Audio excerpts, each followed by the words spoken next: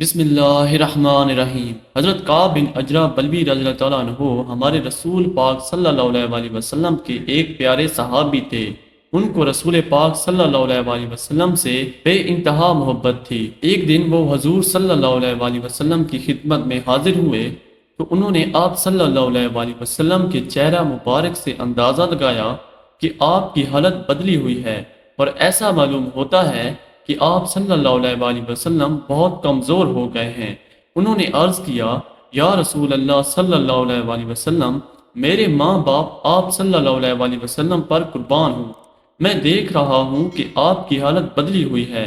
آپ صلی اللہ علیہ وسلم نے فرمایا، 3 دن ہو گئے ہیں، پیٹ میں کوئی ایسی چیز نہیں گئی جو کسی جاندار کے پیٹ میں جاتی ہے۔ یہ سن کر حضرت کعب رضی اللہ تعالیٰ عنہ تڑپ اٹھے، لیکن خود ان کی اپنی یہ حالت تھی کہ بے حد غریب تھے، اتنے غریب کہ اپنے پاس سے اپنے پیارے آقا صلی اللہ علیہ وسلم کے لیے کھانا مہیا کرنا بھی ممکن نہ تھا۔ دوسری طرف وہ یہ بھی برداشت نہیں کر سکتے تھے کہ ان کے آقا صلی اللہ علیہ وسلم بھوکے رہیں اور وہ چپکے سے گھر چلے جائیں۔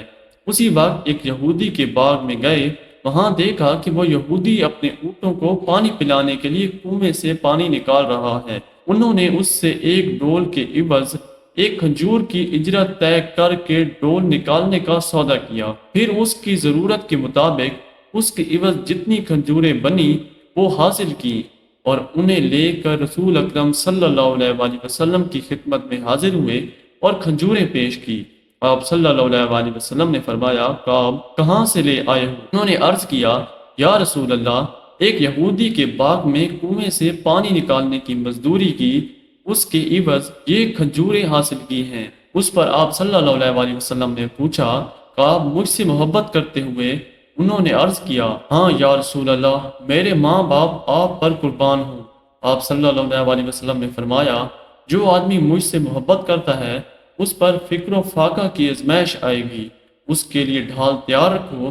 مطلب یہ کہ رسول پاک صلی اللہ علیہ وسلم سے محبت کرنے والا آپ صلی اللہ علیہ وسلم کی سادہ حیات پاک کو اپنے لیے نمونہ بناتا ہے، دنیا کی محبت میں گرفتار نہیں ہوتا اور نیکی کے کام کر کے اللہ تعالیٰ کو راضی کرتا ہے تاکہ آخرت میں اس کی رضا کام آئے۔ اس امید ہے آپ کو اس واقعے سے بہت کچھ سیکھنے کو ملا ہوگا۔